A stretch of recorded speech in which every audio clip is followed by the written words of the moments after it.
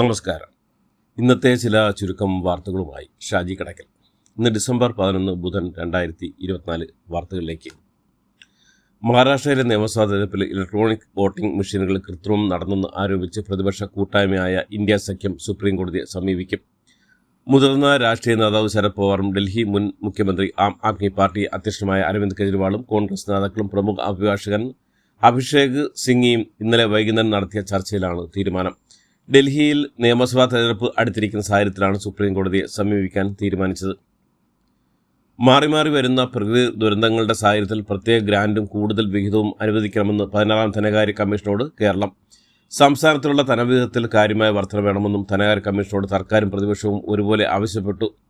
കേരളത്തിന്റെ വികസന പുരോഗതി കൂടി കണക്കിലെടുത്ത് നികുതി വിഹിതം കണക്കാക്കുന്നതിനുള്ള മാനദണ്ഡം കാലോചിതമായി പരിഷ്കരണമെന്ന ആവശ്യവും കേരളം മുന്നോട്ട് വച്ചിട്ടുണ്ട്. 16ാം ധനകാര്യ കമ്മീഷൻ റിപ്പോർട്ടിൽ കമ്മീഷന്റെ പരിഗണനാ വിഷയങ്ങളിൽ എന്തെല്ലാം ഉൾപ്പെടണമെന്ന കാര്യത്തിൽ കേരളത്തിന്റെ നിലപാട് കൃത്യമായി ബോധ്യപ്പെടുത്തിയതായി ധനകാര്യമന്ത്രി KN ബാലഗോപാൽ. റിപ്പോർട്ട് തയ്യാറാക്കുന്നതിനുള്ള ചർച്ചകളുടെ ഭാഗമായി കേരളത്തിലെത്തിയ നീതി ആയോഗ് മുൻ വൈസ് ചെയർമാൻ ഡോക്ടർ അരവിന്ദ് പനഗാരിയെ ചെയർമാനായ കമ്മീഷന് മുന്നിലാണ് കേരളത്തിന്റെ ആവശ്യങ്ങളും നിലപാടും അറിയിച്ചത്. രാജ്യസഭയിൽ പക്ഷപാതപരമായി പെരുമാറുന്നുവെന്ന് ആരോപിച്ച് ഉപരാഷ്ട്രപതിയും രാജ്യസഭാ ചെയർമാനുമായ ജഗ്ദീപ് ധൻഖറിനെതിരെ അവിശ്വാസ പ്രമേയ നോട്ടീസ് നൽകി പ്രതിപക്ഷം. ഇന്ത്യ സഖ്യത്തിലെ പാർട്ടികൾ മറ്റു വഴികളിലെന്നും വേദനാജനകമായ തീരുമാനമാണ് എടുത്തിരിക്കുന്നതെന്നും കോൺഗ്രസ് വക്താവും രാജ്യസഭാ എംപിയുമായ ജയറാം രമേശ് വ്യക്തമാക്കി. രാജ്യസഭാ അധ്യക്ഷൻ കൂടിയ ഉപരാഷ്ട്രപതിക്കെതിരെ ചരിത്രത്തിലാദ്യമായിട്ടാണ് രാജ്യത്ത് ഒരു അവിശ്വാസ പ്രമേയം കൊണ്ടുവരുന്നത്. വിഴിഞ്ഞം വിഷയത്തിൽ കേന്ദ്ര സർക്കാരിന്റെ മറുപടി കേരളത്തോടുള്ള നിർമ്മലാ സീതാരാമന്റെ വെറുപ്പും BJPയുടെ രാഷ്ട്രീയ ഭാവപോക്കലും തുറന്നുകാട്ടുന്നതാണെന്ന് CPI MP advocate P Santhosh Kumar. വിഴിഞ്ഞം അന്താരാഷ്ട്ര കടൽ വികസന പദ്ധതിക്ക് നൽകിയ വയബിലിറ്റി ഗ്യാപ് ഫണ്ട് സംബന്ധിച്ച MP പാർലമെന്റിൽ ചോദ്യം ഉന്നയിച്ചിരുന്നു. ഇതിന് മന്ത്രാലയം നൽകിയ മറുപടി പ്രകാരം VGF പദ്ധതിയിൽ വിഴിഞ്ഞം പദ്ധതി കേന്ദ്ര സർക്കാർ 817.80 കോടി രൂപ അനുവദിച്ചിട്ടുണ്ടെന്നും എന്നാൽ വായ്പയായിട്ടല്ല ഗ്രാന്റായിട്ടാണ് VGF നൽകുന്നതെന്നും മന്ത്രാലയം വ്യക്തമാക്കിയിരുന്നു. K ഗോപാലകൃഷ്ണൻ IAS-നും അഡീഷണൽ ചീഫ് സെക്രട്ടറി ജയതിലകനുമെതിരെ വീണ്ടും വിമർശനവുമായി N പ്രശാന്ത് IAS. 2 ഉദ്യോഗസ്ഥരും തന്നെ കൊടുക്കാൻ വ്യാജ ഫയൽ ഉണ്ടാക്കിയെന്ന് അദ്ദേഹം ആരോപിച്ചു. തെളിവായി ഈ ഓഫീസിലെ രേഖകളും പ്രശാന്ത് ഫേസ്ബുക്കിൽ പങ്കുവച്ച് ഈ ഓഫീസിലെ PDF ഫയലിന്റെ ഏറ്റവും താഴെ ഡൗൺലോഡ് ചെയ്ത വ്യക്തിയുടെ വിവരം കാണിക്കുന്ന ഭാഗമാണ് പ്രശാന്ത് പങ്കുവച്ചത്.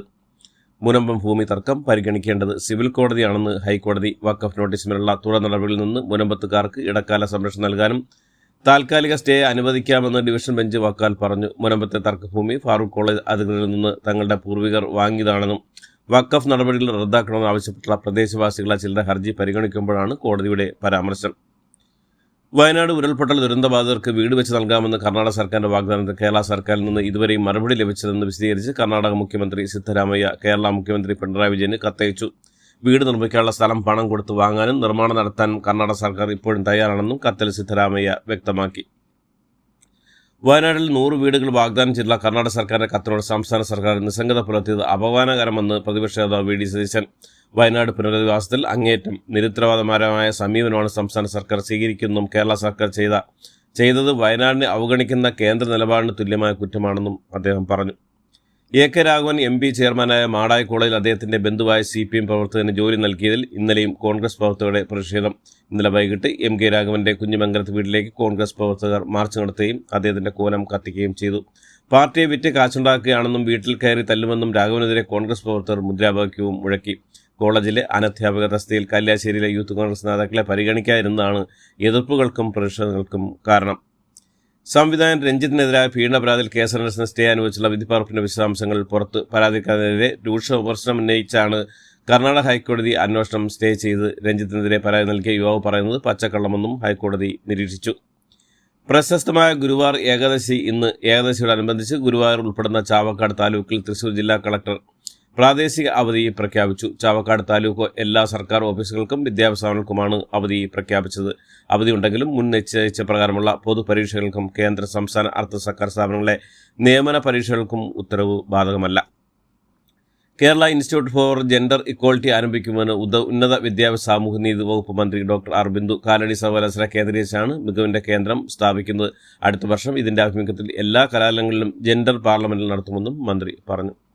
റഷ്യയിലേക്ക് യുദ്ധത്തിനായി മനുഷ്യക്കടത്ത് തൃശൂർ സ്വദേശികളായ ജയൻ ബിനിൽ എന്നിവരെ ജോലിക്കെന്ന് പറഞ്ഞ് എത്തിയ ശേഷം യുദ്ധരംഗത്തേക്ക് അയച്ചെന്നാണ് വീട്ടുകാർക്ക് ലഭിച്ച സന്ദേശം. വീട്ടുകാരുടെ പരാതിയിൽ മോചനത്തിനായി എംബസി മുഖാന്തരം ബന്ധപ്പെട്ടിട്ടുണ്ടെന്നും കേന്ദ്ര സഹമന്ത്രി സുരേഷ് ഗോപി പറഞ്ഞു. മുല്ലപ്പെരിയാർ അണക്കെട്ടിലെ അറ്റകുറ്റപ്പണിയെ ചൊല്ലിയ തർക്കത്തിൽ കേരള മുഖ്യമന്ത്രി പിണറായി വിജയനുമായി ചർച്ച നടത്തുമെന്ന് തമിഴ്നാട് മുഖ്യമന്ത്രി എം.കെ. സ്റ്റാലിൻ. തമിഴ്നാട് നിയമസഭയിൽ പ്രതിപക്ഷത്തിന്റെ ചോദ്യത്തിനാണ് സ്റ്റാലിന്റെ വിശദീകരണം. ഇ.പി. ജയരാജന്റേത് കമ്മ്യൂണിസ്റ്റിന് നിരക്കുന്ന രീതിയല്ലെന്ന് കൊല്ലം സമ്മേളനത്തിൽ വിമർശനം. പാർലമെന്റ് തെരഞ്ഞെടുപ്പ് ദിനത്തിലെ ഇ.പി. ജയരാജനുമായി ബന്ധപ്പെട്ട ഉയർന്ന വിവാദങ്ങളും പ്രകാശ് ജാവ്ദേക്കറുമായി കണ്ടതുമായി ബന്ധപ്പെട്ട ഇ.പിയുടെ വെളിപ്പെടുത്തലും തിരിച്ചടിയായെന്നാണ് വിമർശനം. അതേസമയം ആരുടെ നിർദ്ദേശപ്രകാരമാണ് മുകേഷിനെ സ്ഥാനാർത്ഥിയാക്കിയെന്ന് പ്രതികൾ ചോദിച്ചു. കൊല്ലത്ത് മറ്റുള്ളായിരുന്നെങ്കിൽ ഇത്രയും വലിയ പരാജയം ഉണ്ടാകില്ലായിരുന്നുവെന്നും പ്രതിനിധി സമ്മേളനത്തിൽ അഭിപ്രായം ഉയർന്നു. 29ാമത് കേരളത്തെ രാജ്യാന്തര ചലച്ചിത്രമേളയുടെ ഡെലിഗേറ്റ് സെല്ലിന്റെ ഉദ്ഘാടനവും ഡെലിഗേറ്റ് കിറ്റുകളുടെ വിതരണോദ്ഘാടനവും സാംസ്കാരിക വകുപ്പ് മന്ത്രി സജി ചെറിയാൻ നിർവഹിച്ചു. ലോകത്തിന്റെ ഒരുമയാണ് ചലച്ചിത്രമേളകളുടെ ലക്ഷ്യമെന്നും ഇതിന്റെ ഏറ്റവും മികച്ച ഉദാഹരണമാണ് കേരള രാജ്യാന്തര ചലച്ചിത്രമേള എന്നും സജി ചെറിയാൻ പറഞ്ഞു. സിനിമാ താരങ്ങളായ ഷറഫുദ്ദീനും മഹിമ നമ്പ്യാരും മന്ത്രിയിൽ നിന്ന് ഡെലിഗേറ്റ് കിറ്റുകൾ ഏറ്റുവാങ്ങി. ചകരിമിൽ നിന്ന് മാലിന്യം തള്ളുന്നതിനെതിരെ പ്രതികരിച്ച ആളെ അറസ്റ്റ് ചെയ്ത് ചൊറിയണം തേക്കുകയും മർദ്ദിക്കുകയും ചെയ്യുന്ന പരാതിയിൽ ആലപ്പുഴ DSP മധുബാബുവിന് ചേർത്തല ഡിവിഷൻ 1ാം ക്ലാസ് മജിസ്ട്രേറ്റ് കോടതി 1 മാസം തടവും 1000 രൂപ പിഴയും ശിക്ഷ വിധിച്ചു. 2006 ആഗസ്റ്റ് 5 സംഭവത്തിൽ 18 വർഷത്തിന് ശേഷമാണ് വിധി. അന്ന് ചേർത്തല SI ആയിരുന്ന മധുബാബു സർവീസിൽ നിന്ന് വിരമിച്ച ASI ആയിരുന്ന മോഹനെയും കോടതി ശിക്ഷിച്ചിട്ടുണ്ട്. കേരളത്തിൽ ചാവേർ ബോംബ് ആക്രമണത്തിന് 10 ഇട്ടതായി വിചാരണ കോടതി 10 വർഷത്തെ തടവിന് ശിക്ഷിച്ച റിയാസ് അബൂബക്കറിന് ഹൈക്കോടതി ശിക്ഷ ഇളവ് നൽകി. കൊച്ചിയിലെ NIA കോടതി വിധിച്ച 10 വർഷത്തെ തടവ് ശിക്ഷയാണ് 8 വർഷമായി കുറച്ച്. നിലവിൽ 5 വർഷമായി ഇയാൾ ജയിലിലാണ്. കോഴിക്കോട് ബീച്ച് റോഡിൽ വെള്ളയിൽ ഭാഗത്ത് റീൽ ചിത്രീകരണത്തിനിടയിൽ വാഹനമിടിച്ച് യുവാവിന് ദാരുണാന്ത്യം. വടകര കടമച്ചേരി തച്ചിലേരി താഴെക്കുനിയിൽ സുരേഷ് ബാബുവിന്റെ മകൻ ആൽവിനാണ് മരിച്ചത്. ആൽവിൻ മുമ്പ് ജോലി ചെയ്യുന്ന സ്ഥാപനത്തിന് വേണ്ടി പ്രൊമോഷൻ വീഡിയോ ചിത്രീകരിക്കുമ്പോഴാണ് അപകടമുണ്ടായത്. 2 ആഡംബര കാറുകൾ ചേസ് ചെയ്ത് വരുന്നതിൻ്റെ ദൃശ്യങ്ങൾ റോഡിന് നടുവിൽ നിന്ന് ആൽവിൻ പകർത്തുകയായിരുന്നു. ആൽവിനെ നിയന്ത്രണം വിട്ട ഒരു കാർ ഇടിച്ചിടുകയായിരുന്നു. അതേസമയം യുവാവിന്റെ ജീവനെടുത്ത് അപകടമുണ്ടാക്കിയ 2 വാഹനങ്ങളുടെയും ഡ്രൈവർമാരുടെ ലൈസൻസ് സസ്പെൻഡ് ചെയ്യാനാണ് മോട്ടോർ വാഹന വകുപ്പിന്റെ തീരുമാനം. കേരളത്തിലും വീണ്ടും മഴ ശക്തമാകുന്നു. കേന്ദ്ര കാലാവസ്ഥാ വകുപ്പിന്റെ മുന്നറിയിപ്പ്. വ്യാഴം വെള്ളി ദിവസങ്ങളിൽ സംസ്ഥാനത്ത് മഴ കനക്കുമെന്നും ഇത് പ്രകാരം ഇടുക്കി, എറണാകുളം, തൃശൂർ എന്നീ 3 ജില്ലകൾ നാളെ ഓറഞ്ച് അലർട്ടും പ്രഖ്യാപിച്ചു. ക്ഷത്രിയ സമുദായത്തെ അപമാനിക്കുന്ന ചിത്രമാണ് പുഷ്പ 2 എന്ന് ആരോപിച്ച ചിത്രത്തിന്റെ നിർമ്മാതാക്കൾക്കെതിരെ സാമുദായിക സംഘടനയായ കർണിസേന നേതാവായ രാജ ഷെഖാവത്ത്. ചിത്രത്തിൽ ഷെഖാവത്ത് എന്ന വാക്ക് പലയിടത്തും അധിക്ഷേപം പോലെയാണ് ഉപയോഗിക്കുന്നതും ഇത് ക്ഷത്രിയ സമൂഹത്തെ അപമാനിക്കുന്നതിന് തുല്യമാണ്. അതിനാൽ സിനിമയിൽ നിന്ന് ആ വാക്ക് നീക്കം ചെയ്യണമെന്നും നിർമ്മാതാക്കളോട് രാജ് ഷെഖാവത്ത് ആവശ്യപ്പെട്ടു. കർണാടകയിലെ ബെലേഗാവിയിൽ ലിംഗായത്ത് പഞ്ചമശാല സമുദായത്തിന് സംവരണ പ്രതിഷേധം ശക്തമായി. ഹരിയാനയിലെ ഗുരുഗ്രാമിൽ നൈറ്റ് ക്ലബിന് നേരെ പെട്രോൾ ബോംബ് പറഞ്ഞ സംഭവത്തിൽ ഒരു യുവാവ് കൂടി അറസ്റ്റിലായി. ട്രക്കും വാനും നേർക്കുനേർ കൂട്ടിയിടിച്ച ഉത്തർപ്രദേശിലെ ഹാസറിൽ ഒരു കുടുംബത്തിലെ 7 പേർ കൂടി മരിച്ചു. മഹാരാഷ്ട്ര സംസ്ഥാന തെരഞ്ഞെടുപ്പിൽ വോട്ടിംഗിൽ പൊരുത്തക്കേടുണ്ടെന്ന പ്രതിപക്ഷ ആരോപണങ്ങൾ തള്ളി തെരഞ്ഞെടുപ്പ് കമ്മീഷൻ. അലഹബാദ് ഹൈക്കോടതി സിറ്റിംഗ് ജഡ്ജി ശേഖർ കുമാർ യാദവിന്റെ വിവാദ പരാമർശങ്ങളെക്കുറിച്ച് സുപ്രീംകോടതി അന്വേഷണം തുടങ്ങി. ഉത്തർപ്രദേശിലെ സംബൽ ജില്ലയിലെ ഷാഫി ജുമാ മസ്ജിദ് സർവേക്കുണ്ടായ സംഘർഷത്തിന് പിന്നാലെ പോലീസ് നടത്തിയ വെടിവയ്പിൽ കൊല്ലപ്പെട്ട 5 പേരുടെ കുടുംബാംഗങ്ങളെ കണ്ട് പ്രതിപക്ഷ നേതാവ് രാഹുൽ ഗാന്ധി. റഷ്യയും ഉക്രൈനും ഒരുമിച്ച് നിർമ്മിക്കുന്ന യുദ്ധക്കപ്പൽ ഇന്ത്യക്ക് കൈമാറി. 2016 ഇന്ത്യ 2 യുദ്ധക്കപ്പൽ നിർമ്മിക്കാൻ ഓർഡർ നൽകിയ ഇന്ത്യ പ്രതിരോധ മന്ത്രി രാജ്നാഥ് സിംഗ് തിങ്കളാഴ്ച മോസ്കോയിലെത്തിയപ്പോൾ റഷ്യ കപ്പൽ ഇന്ത്യക്ക് കൈമാറി. കനേഡിയൻ പ്രധാനമന്ത്രി ജസ്റ്റിൻ ട്രൂഡോയെ വീണ്ടും പരിഹസിച്ച് നിയുക്ത US president Donald Trump. Justin ട്രൂഡോയെ ഗവർണർ എന്ന് വിശേഷിപ്പിച്ചുകൊണ്ടാണ് ട്രൂത്ത് സോഷ്യൽ എന്ന സാമൂഹ്യ മാധ്യമത്തിലൂടെ ട്രംപ് പരിഹസിച്ചത്. പ്രസിഡന്റ് ബാഷർ അൽ അസദിനെ പുറത്താക്കി വിമതർ അധികാരം പിടിച്ചെടുത്ത സിറിയയിൽ വിമതർക്ക് ഏറ്റവും പ്രിയപ്പെട്ട നിലവിലുള്ള ഭരണകർത്താക്കളിൽ ഒരാളായ മുഹമ്മദ് അൽ ബഷീറിനെ ഇടക്കാല പ്രധാനമന്ത്രിയായി നിയമിച്ചു. മാർച്ച് 1 വരെ സർക്കാരിനെ നയിക്കാനാണ് ചുമതലപ്പെടുത്തിയിരിക്കുന്നത്. സിറിയയിൽ ബഷാർ അൽ അസദിനെ പുറത്താക്കാൻ വിമതരെ സഹായിച്ച പ്രധാനിയാണ് മുഹമ്മദ് അൽ ബഷീർ. ഇതോടുകൂടി ഇന്നത്തെ വാർത്തകൾ അവസാനിക്കുന്നു. എല്ലാവർക്കും നന്ദി, നമസ്കാരം.